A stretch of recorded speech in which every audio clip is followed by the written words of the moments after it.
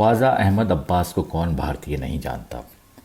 ये मशहूर फिल्म निर्देशक हुए जिन्होंने आज के सुपर सितारे अमिताभ बच्चन को अपनी फिल्म सात हिंदुस्तानी में पहली बार मौका दिया था।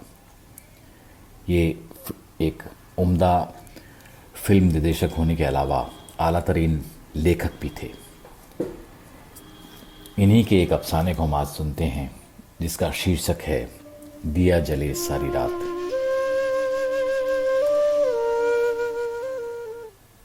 जहां तक नजर जाती थी साहिल के किनारे नारियल के पेड़ों के झुंड फैले हुए थे। सूरज दूर समंदर में डूब रहा था और आकाश पर रंगारंग के बादल तैर रहे थे। बादल जिनमें आग के शोलों जैसी चमक थी और मौत की सियाही, सोने की पीलाहट और खून की सुर्खी। त्रावणकोर का साहिल अपने कुदरती हुस्न के लिए सारी दुनिया में मशहूर है। मीलों तक समंदर का पानी जमीन को काटता, कभी पतली नहरों की लहरिए बनाता, कभी चौड़ी चकली झीलों की शक्ल में फैलता हुआ चला गया। उस घड़ी मुझ पर भी इस हसीन मंजर का जादू धीरे धीरे असर करता जा रहा था। समंदर शीशे की तरह साकिन था, मगर पश्चिमी हवा का एक हल्का सा झोंका आया और समंदर की सतह पर हल्की हल्की लहरें ऐसे खेलने लगीं जैसे किसी बच्चे के होंठों पर मुस्कुराहट खेलती है। दूर, बहुत दूर कोई मछेरा बांसुरी बजा रहा था, इतनी दूर कि बांसुरी की पतली धीमी तान फैले हुए सन्नाटे को और गहरा बना रही थी। मेरा नाव वाला भी इस सेहर आफर्री माहौल से मुतासिर मालूम होता था। जैसे ही हमारी लंबी पतली कश्ती नारियल के झुंडों को पीछे छोड़ती हुई खुले समंदर में आई, उसने चप्पू पर से हाथ हटा लिए। समंदर की तरह वो भी खामोश था। कश्ती ना आगे जा रही थी न पीछे, लहरों की गोद में धीरे धीरे खेल रही थी। फिजा इतनी हसीन, इतनी शांत और इतनी ख्वाब आवर थी कि जरा सी हरकत या धीमी सी आवाज भी उस वक्त के तिलिस्म को तोड़ने के लिए काफी थी। कश्ती डोल रही थी। कश्ती वाला चुपचाप टकटकी बांधे सूरज को डूबते हुए देख रहा था। मैं खामोश था। ऐसा लगता था कि हवा भी सांस रोके हुए है, समंदर गहरी सोच में है और दुनिया भी घूमते घूमते रुक गई है। मैंने पीछे मुड़कर देखा। कोयलोन के कस्बे को हम बहुत दूर छोड़ आए थे। अब तो साहिल के किनारे वाले नारियल के झुंड भी नजर न आते थे और दूर से आती हुई ट्रेन की सीटी की आवाज़ ऐसी सुनाई देती थी जैसे किसी दूसरी दुनिया से आ रही हो। ऐसा लगता था जैसे छोटी सी कश्ती में बहते बहते हम किसी दूसरे ही संसार में जा निकले हों, या 20वीं सदी की दुनिया उसके तमद्दुन और तरक्की को बहुत दूर छोड़ आए हैं और किसी पिछले युग में पहुंच गए हों जब इंसान कमज़ोर था और कुदरत के नज़र के सामने माथे टेकने पर मजबूर था। यहाँ समंदर गहरा था और आकाश ऊंचा था, बहुत ऊंचा, और समंदर और आकाश के दरमियान एक नन्ही सी, कमज़ोर सी, हकीर सी कश्ती डोल रही थी। और छोटा सा अधनंगा कश्ती वाला ऐसा लगता था जैसे किसी पुराने ज़माने से भटक कर इधर आ निकला हो, जब इंसान ने नाव बनाना और चप्पू चलाना सीखा ही था। सूरज की आतिशी गेंद समंदर की सतह पर एक पल के लिए ठिठकी और फिर धीरे धीरे पानी में डूब गई। फिर उसकी आखिरी किरणें भी मगरिबी आसमान पर गुलाबी ग़ज़ा मलते हुए रुखसत हो गईं और थोड़ी देर बाद ही मौत की परछाई की तरह गहरा अंधेरा आसमान और ज़मीन दोनों पर छा गया। इतना गहरा अंधेरा कि मेरा दम घुटने लगा। मैं कश्ती वाले से कहने ही वाला था कि कोई लोन वापस चल, कि कुछ देखकर मैं ठिठक गया और हैरत से मेरा मुंह खुला का खुला रह गया। वो मंजर था ही इतना अजीब क्या देखता हूँ कि इस दूर समंदर में एक चिराग बहता हुआ चला जा रहा है। वो क्या है? आखिरकार मैंने कश्ती वाले से पूछा। पीछे मुड़कर उस अनोखे चिराग को देखे बगैर ही वो बोला, अभी आप खुद ही देख लेंगे साहिब। न जाने क्यों मुझे ऐसा लगा कि यह कहते वक्त उसकी आवाज़ कांप रही थी। वो कश्ती वाला था सचमुच अजीब ही आदमी। शक्ल से न जवान लगता था न बुढ़ा। त्रावणकोर में टूटी फूटी अंग्रेजी तो तकरीबन हर एक बोल ही सकता था, मगर वो अच्छी खासी हिंदुस्तानी भी बोल लेता था। एक और दर्जा भी थी। मैं मुसाफिरों से भरी हुई दूसरी बड़ी बड़ी कश्तियों में सैर करना न चाहता था। मैं सुकून और खामोशी चाहता था, चीख पुकार और हंगामा नहीं। कोई बातूनी कश्ती वाला मिल जाता तो बेकार बकबक से सारा मज़ा किरकिरा कर देता। साहिब ये देखो, साहिब वो देखो, ये लाइट हाउस देखो, वो टापू देखो, साहिब कितने दिन बैठोगे, साहिब यहाँ से वहाँ कहाँ जाओगे, साहिब तुम कहाँ के रहने वाले हो, साहिब बीवी बच्चों को साथ क्यों नहीं लाए। मगर मेरा कश्ती वाला मेरी ही तरह खामोशी पसंद था। घंटा भर में उसने मुश्किल से 2-4 बातें ही की होंगी। चुपचाप बैठा चप्पू चलाता रहा और तमाम अरसे मैं उसके बारे में सोचता रहा था। इतना बुढ़ा तो न था कि उसके चेहरे पर झुर्रियाँ कैसे पड़ी, उसकी धंसी हुई आंखों में ये दुख की परछाइयाँ क्यों थी, वो इतना खामोश क्यों था, जैसे ज़िंदगी से बिल्कुल थका हुआ और बेजार हो, जैसे दुनिया के सारे सुख दुख उस पर गुजरे हों और अब वो वहाँ पहुँच गया हो जहाँ न दुख है न सुख है, सिर्फ एक गहरी अथाह मायूसी और उकताहट है। हाँ, तो मैंने उससे पूछा वो क्या है, और उसने पीछे मुड़े बगैर जवाब दिया, अभी आप खुद ही देख लेंगे साहिब। जैसे उसे पहले ही से मालूम हो कि मैं किसी अनोखे नज़ारे की तरफ इशारा कर रहा हूँ। और फिर उसने हमारी कश्ती को धीरे धीरे उसी तरफ खेना शुरू कर दिया जिधर अंधेरे समंदर में वो रोशन बहती हुई जा रही थी।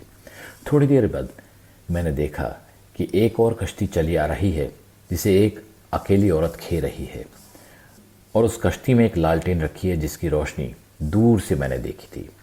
इतनी रात को अंधेरे समंदर में वो कहाँ जा रही थी और क्यों? क्या वो सचमुच की कश्ती थी या सिर्फ मेरे तख़य्युल का हयूला जो इस तिलिस्मी माहौल में उभर कर आया था? मैंने देखा कि मेरे मांझी ने अपनी कश्ती को औरत की कश्ती से काफ़ी फासले पर रखा ताकि हम अंधेरे में छिपे रहें और हमें देख न सके, मगर लालटेन की रोशनी के दायरे में वो अच्छी तरह नज़र आ रही थी। एक मैली सी साड़ी में लिपटी हुई दुबली पतली औरत थी, मगर उस वक्त चेहरा साड़ी के आंचल में छिपा हुआ था। उसकी कश्ती बीच समंदर में एक जगह रुक गई जहां एक डूबे हुए दरख्त का ठूंठ पानी से बाहर निकला हुआ था। समंदर में थोड़े थोड़े फासले पर ऐसे कितने ही ठूंठ आसमान की तरफ उंगली उठाए खड़े थे, मगर उस दरख्त पर एक लालटेन बंधी हुई थी जिसमें अब इस औरत ने तेल डाला और फिर दिया सलाई जलाकर उसे रोशन किया।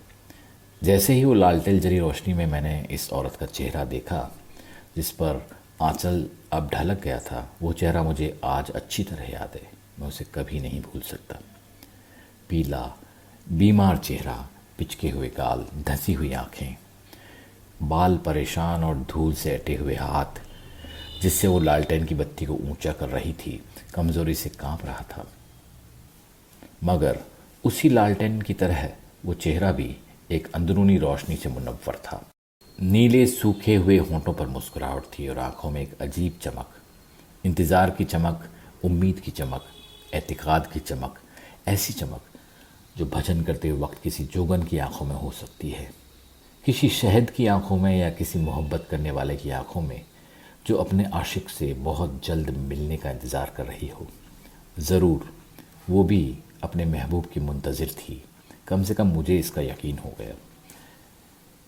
मैंने देखा कि उसने अपनी कश्ती घुमाई और जिस खामोशी से आई थी उसी तरह धीरे धीरे चप्पू चलाती हुई एक टापू की तरफ चली गई जहाँ सितारों की रोशन में माहीगीरों के झोंपड़े धुंधले धुंधले नज़र आ रहे थे। अब वो गा रही थी मलयाली जवान का कोई लोकगीत, अनजाना मगर फिर भी जाना बूझा, जिसके अल्फाज को न मैं समझ सकता था, मगर ऐसा लगता था जैसे ये गीत मैंने पहले भी किसी ज़बान में सुना हो। वो क्या गा रही है, मैंने पूछा, और मांझी ने जवाब दिया, ये हम लोगों का पुराना गीत है साहिब। औरतें अपने प्रेमियों के इंतज़ार में गाती हैं, मैं सारी रात दिया जलाए तेरी बाट देखती रहती हूँ, तू कब आएगा साजन। और मुझे अपने यहाँ का लोकगीत दिया जले सारी रात याद आ गया, जो हमारे यहाँ भी औरतें ऐसे मौके पर गाती हैं। क्या सारी दुनिया की औरतों के मन में से एक ही आवाज़ उठती है, मैंने सोचा, और मांझी से कहा, तो इसीलिए वो यहाँ लालटेन जलाने आई थी, ताकि उसका प्रेमी या पति रात को लौटे तो अंधेरे समंदर में रास्ता न खो बैठे। मांझी ने कोई जवाब न दिया तो मैंने फिर सवाल किया, क्या उसका प्रेमी आज की रात आने वाला है। अंधेरे में मांझी की आवाज़ ऐसी आई जैसी वो किसी बड़े दुख के एहसास से बोझल हो। नहीं, वो नहीं आएगा, न आज रात न कल रात, वो मर चुका है, कई बरस हुए मर चुका है। मैं ना समझ सका और ताज्जुब से पूछा, क्या मतलब? क्या इस औरत को नहीं मालूम कि उसका प्रेमी मर चुका है और अब कभी ना लौटेगा? वो जानती है शायद, मगर वो मानती नहीं। वो अब एक इंतज़ार में है, उसने उम्मीद नहीं छोड़ी है। और कई बरस से वो हर रात यहाँ आती है और लालटेन जलाती है, ताकि उसके प्रेमी की कश्ती अंधेरे में रास्ता पा सके। मैंने कहा, मांझी से नहीं, अपने आप से। अब मुझे एहसास हो रहा है कि आज मैंने अपनी आंखों से अमर प्रेम की एक झलक देखी है। ऐसा प्रेम जो किस्से कहानियों में पढ़ने में आता है, जिंदगी में कभी कभार ही मिलता है। मेरी अफसाना दनिगारी की हिस्स दफतन बेदार हो गई थी, और एक सवाल के बाद दूसरा सवाल कर मैंने मांझी की ज़बानी पूरी कहानी सुन ली। ये कहानी प्रेम कहानी भी थी और हिंदुस्तान की जंग आज़ादी की एक रूह परवर दास्तान भी। सन 1942 में जब सारे मुल्क में इंकलाबी तूफ़ान आया तो त्रावणकोर के अवाम, तालिब इल्म, मजदूर, किसान, यहाँ तक कि मांझी और माहीगीर भी अपने जमहूरी हुकूक के लिए राजाशाही के खिलाफ उठ खड़े हुए। कोयलोन के कई हजार मांझियों ने हड़ताल की और ऐलान कर दिया कि हम काम पर नहीं जाएंगे, चाहे इस समंदर का रंग हमारे खून से लाल ही क्यों ना हो जाए। अनपढ़ मांझी की ज़बानी ये जोशीले अल्फाज सुनकर मैंने पूछा, मांझियों की तरफ से ये ऐलान किसने किया था? उसने साहिब, उसने। उसने किसने? कृष्णा ने साहिब। हम मांझियों का लीडर वही तो था तो ज़ात का मांझी और हमारी तरह कश्ती ही चलाता था, मगर स्कूल में पढ़ा हुआ और कई साल त्रिवेंद्रम शहर में रहा हुआ, जहाँ उसने बड़े बड़े लीडरों की तकरीरें सुनी थीं। वो ख़ुद भी लीडरों की तरह भाषण दे लेता था साहिब। बड़ा खूबसूरत और तगड़ा जवान था। कोयलोन के इस टापू तक 3 मील तैरकर अपनी राधा से मिलने आया करता था। कृष्णा और राधा, राधा और कृष्णा, ये तो बिल्कुल कहानी ही बन गई, मैंने ताज्जुब से कहा। असल में उसका नाम राधा नहीं साहिब, मगर कृष्णा उसे राधा राधा कहकर ही पुकारता था, सो और भी उसे राधा ही कहने लगे। राधा और कृष्णा, सब मांझी कहते थे कि ऐसा सुंदर जोड़ा दूर दूर ढूंढे से न मिलेगा। जब इन दोनों की मंगनी हुई तो सभी खुश हुए सिवाय, और इतना कहकर वो रुक गया, और कुछ देर फैली हुई खामोशी में सिर्फ उसके चप्पू की आवाज़ आती रही। सिवाय, मैंने लुकमा दिया, सिवाय उनके जो खुद राजा को ब्याहना चाहते थे। और ये कहकर एक बार फिर वो खामोश हो गया। ये राधा, मैंने गुफ्तगू का सिलसिला फिर चलाने के लिए कहा, ये राधा 8 बरस पहले काफ़ी खूबसूरत रही होगी। एक ठंडी सांस लेकर वो बोला, खूबसूरत, बहुत खूबसूरत साहिब। आसपास के गांव में क्या कोयलोन में भी कोई लड़की इतनी सुंदर नहीं थी? नारियल के पेड़ की तरह लंबी और दुबली, मछली जैसा सुडौल और चमकदार जिस्म था उसका, और उसकी आंखें समंदर की सारी गहराई और सारी खूबसूरती थी उनमें। मैंने सोचा, कहानी से हटकर हम शायराना मुबालगों में फंसते जा रहे हैं। मुझे राधा की खूबसूरती के बयान में उतनी दिलचस्पी न थी जितनी कृष्णा के अंजाम में, इसलिए मैंने और फिर क्या हुआ कहकर गुफ्तगू का रुख फिर वाक़ियात की तरफ फेरना चाहा। फिर क्या होना था साहिब, कृष्णा की उस जोशीली तकरीर के बाद तो पुलिस उसके पीछे ही पड़ गई। उसके लिए बड़े बड़े जाल बिछाए उन्होंने, मगर वो उनके हाथ ना आया, छुप कर काम करता रहा। पुलिस वाले दिन भर उसकी तलाश में मारे मारे फिरते, मगर उन्हें ये नहीं मालूम था कि हर रात को इसी अंधेरे समंदर में तैरता हुआ वो राधा से मिलने उसके टापू तक जाता और सवेरा होने से पहले फिर तैरता हुआ वापस आ जाता। और सब पुलिस का ठट्ठा उड़ाते और कहते, हमारा कृष्णा कभी इन पुलिस वालों के हाथ आने वाला नहीं है। तो सारे मांझी कृष्णा के तरफदार थे? हाँ साहिब, सभी उसके साथी थे सिवाय उनके। और फिर एक बार उसकी जबान रुक गई। सिवाय किनके? जो राजा की वजह से उसे जलते थे साहिब। फिर क्या हुआ?